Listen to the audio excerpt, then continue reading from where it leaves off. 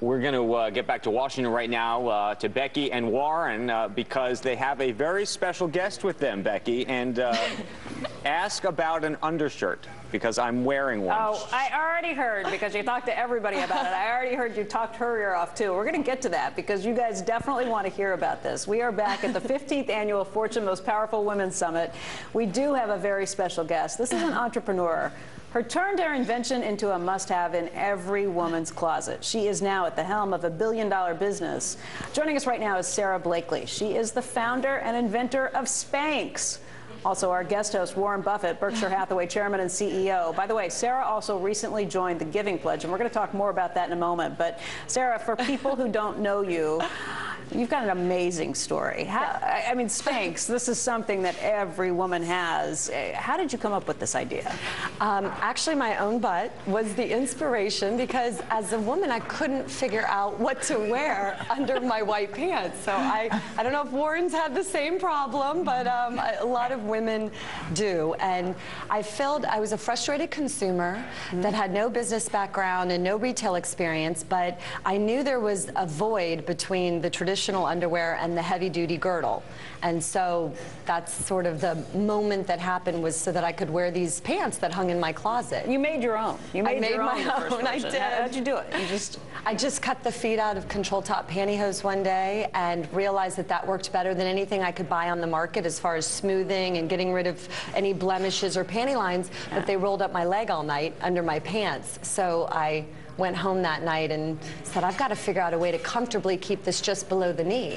I mean, it sounds so simple. It sounds so obvious. I know. It was something that had never been done before. Yes. And for anybody who thinks, oh, you were somebody who was sitting around with a lot of spare time on your hands, or that you were born with a silver spoon in your mouth, tell me a little bit. I mean, I think you are the epitome of the American dream, because you were working at the time. Were you selling fax machines door to door at this point? Yes. For how many years were you doing that? I sold fax machines for 7 years. It was basically my only job pretty much out of college, and was cold calling for a living. I got kicked out of businesses all the time for years, and I did that until I cut the feet out of pantyhose. So I had $5,000 set aside in my savings, and when I came up with the idea, I just went on the internet and started researching hosiery or shapewear. Where does this stuff get made? How does it get made? And that started my journey of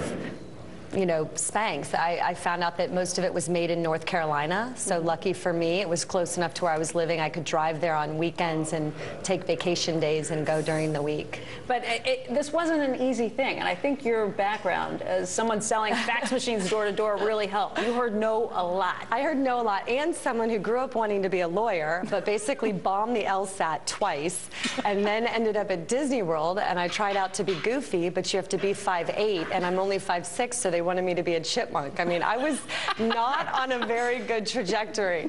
And then, they hired me to sell fax machines because pretty much they would hire anyone that was willing to try that. And, I feel very much like I embody the American dream. I feel so lucky to be a woman in this country and to be given this opportunity. And I have all these pinch me moments because not long ago I was selling fax machines, and now I'm sitting here with you and next to Warren Buffett. It's like, how did this happen to me, Warren, you talked about Fred Smith earlier and his creation of FedEx. She is just like Fred Smith. She's the reason you have to be bullish on America. They both saw a need, and they took kind of common ingredients to solve that need. But they've been sitting in front of everybody else.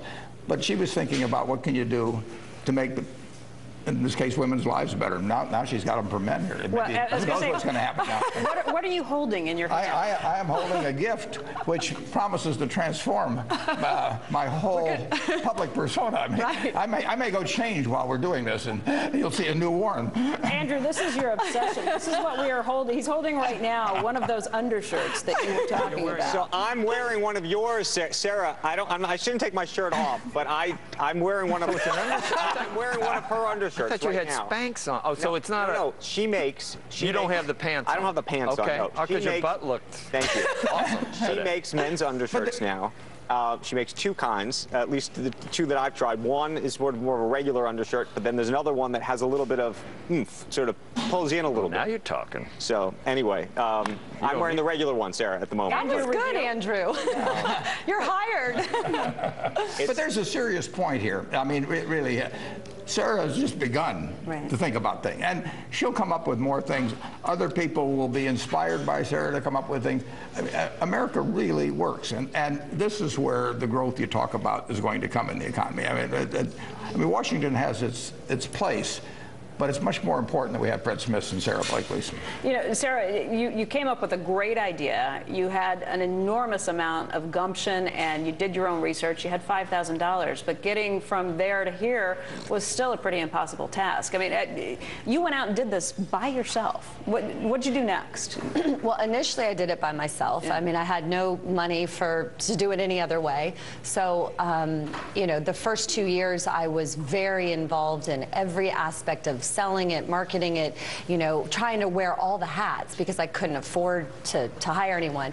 And then I always say that when I could afford to hire my weaknesses or the things I didn't enjoy as much, which are usually the same thing, I did. And I hired a fabulous CEO, and she's been with me for 11 years. And so that was a very critical moment for Spanx to recognize, okay, this is where these are my gifts for the company, and here I need to find someone who can really manage the day-to-day and the operations, and we've been a good team. That takes a lot of self-awareness and confidence, too, though, to say, I'm the creator, the founder, the inventor, I built this up, and yet there are some things I can't do.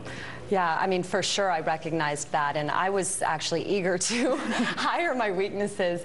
And I find that a lot of entrepreneurs, you know, we tend to get in the way sometimes of our own growth because it's rare that the person who invents it, bursts the idea, is the one who's supposed to operate it and grow it year over year in a very, you know, sort of business type background way. And so I recognized it, and it paid off. I want to talk about a couple of the other things that you did, because I think one of the very unique ways that you approached the business was not doing things by the rule book.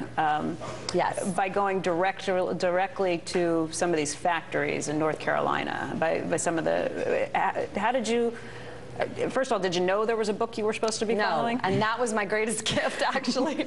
I think I always say what you don't know can become your greatest asset if you will let it, if you have the confidence to say, you know, I'm going to do it anyway, even though I haven't been taught or, you know, somebody hasn't shown me the way. And I actually talk about that a lot now within Spanx. I always bring it up with the team and say, if nobody showed you how to do your job, how would you be doing it? Just take a minute, go to that mental space, because 9 times out of 10, you'll come up with a better way. But we're all on autopilot. A lot of times we're just doing something the way someone else showed us. So the fact that I'd never taken a business class, I had no training, I didn't know how retail worked, I think I was probably not as intimidated as I maybe should have been had I known all the research. I mean, I went into an industry that had been on a 15-year decline. I didn't know that. You know, within a few weeks after I made my invention, I called Neiman Marcus on the phone. I didn't know any other way. And then I ran into all of these people that have their own products, and they would say, how in the world did you get into Neiman Marcus? And I would say, I called them. And they would literally look at me like, what are you talking about? I said, because they've been sitting at trade shows, right? And I said, why? What do you do? And they go, well, we've been going to trade shows for 6 years, setting up a booth and hoping the Neiman's buyer comes by and that we get our shot. And I didn't even know there were trade shows. So that example throughout the whole process of Spanx just worked in favor in a lot of cases. Let's fast forward to the Giving Pledge. Yes. You now are in a position to be able to, you got to be a billionaire to sign the Giving Pledge. You have to have at least $1 billion and agree to give back at least half of that in your lifetime. She looks like a billionaire, doesn't she? Thank you. But how did you get to the point where you said, okay, this is what I want to do next? And what are you focused on with those charities? It wasn't a hard decision for me because I have known since I'm a little girl I wanted to help women. I've had gratitude since I was young for being a woman born in the right country. That's something I had nothing to do with. I was just given this great opportunity to fulfill my potential because of where I was born. And so when I invented Spanx, it felt like, okay, this is the platform of how I get to where I ultimately want to be. And when I got the call from Bill Gates and he explained to me what the Giving Pledge was and asked if, you I would meet with him and some other potential joiners. As soon as I heard about it, I just thought this is exactly the right thing to do. Women need help. I am so excited I have the opportunity to do it. Right. I was making $40,000 a year not long ago, so certainly giving away half of what I have now, I can live off of, and be very comfortable. So I'm fortunate to Warren Buffett and Bill and Melinda for even thinking of this concept, because philanthropy happens so many times in silos where people are really trying to make a huge difference. But to bring all these thought leaders in one room that have made their money in very different ways to sit and brainstorm or discuss this topic is amazing for the world. I know we have to go, but I do want to point out one other thing. I've shown your videos to our girls because I think you're an incredible example of never giving up and never letting failure overcome you. You told me at one point about something your dad used to say to you every day that challenged you. What was that? Yes, growing up, my dad actually encouraged my brother and me to fail. And so we would come home and sit at the dinner table, and my dad would say, Sarah, what have you failed at this week? And if I didn't have an answer, he would be disappointed. And I can vividly remember saying, Dad, I tried out for this and I was horrible. And he would high-five me and say, way to go. And the gift he was giving me, I wasn't aware at the time, was that for me, failure is not trying versus the outcome.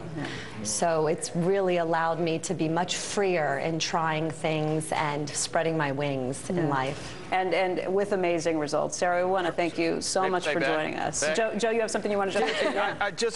I was thinking, if you were still trying to sell fax machine, does anyone, that would be, I'm just so happy you're not trying to do that anymore. Has one been sold this year? Do you know? We still have fax machines. I know, but you don't really need them. And then the other thing I was thinking, all right, you started this whole thing. First thing you said was your butt. I mean, you were so quick to talk about, Spanx, to me, sounds, did you know that word was going to be kind of Austin Powers?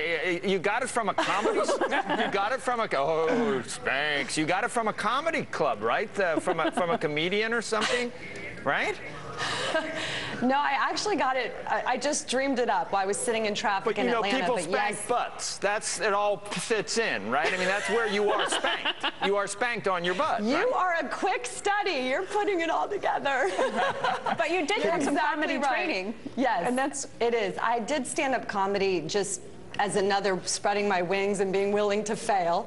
And I experimented with that, and so I met a lot of people in the industry. And I think a lot of my writing, I did comedic writing for several years, helped in all my marketing. But I knew I invented something in a really boring category. Who cares? Shapewear, nobody talks about it, nobody thinks about it. But you knew. By naming it something that people wanted to laugh about and talk about, it became newsworthy. Yeah, you knew. And people are still laughing about it. Right, that's a good name. Dave, are you going to kill me if I ask? If I ask one more question, can I get away with it, Dave? I'm waiting to see if I... Okay, they're going to kill me, but I'm going to ask this anyway. Okay. When you went to London, just for Joe's benefit on this, when you went to London... I know. When you went to London and you were first, again, you were doing it yourself. You were going over there giving your own promotion when you went into this market. Yes. What happened? Wow. You really teed me up. Is this okay for morning TV? It's okay. We're on cable. So when I did my international expansion, what Becky's referring to, I jumped on a plane, went over to England with my little Lucky Red backpack and cold called Harrods and Harvey Nicks and Selfridges. And I also got an opportunity to be on the BBC, which was a huge opportunity for me to explain my product to England. And so the gentleman interviewing me, he starts out and he goes, so Sarah, tell us what Spanx can do for women in the UK. And I took a big pause and I said, well, it's all about the fanny. It smooths your fanny, it lifts and separates your fanny. And this man lost all of the color in his face. And I had no idea, but apparently fanny means vagina in England. Whoa! That I did not know. There you go. Yeah. So you can imagine, I was like, my international expansion is off to a great start. Very nice. That is a story. They're kind of quiet, aren't they? Becky, thank you for having us. I somehow feel responsible for this. You are responsible for this. I had thanked and said goodbye, but that story is too precious. I Sarah, took it to honestly, butts. I want to thank you. I took it to butts. I didn't know we were going to take it. Sara Blakely, thank you very much. You. Becky, thank you. Thank you. Warren is going to be sticking around. Joe, we're going to get you one of these shirts. You're buffed now, but you'll be even more buff when it really sucks you right in.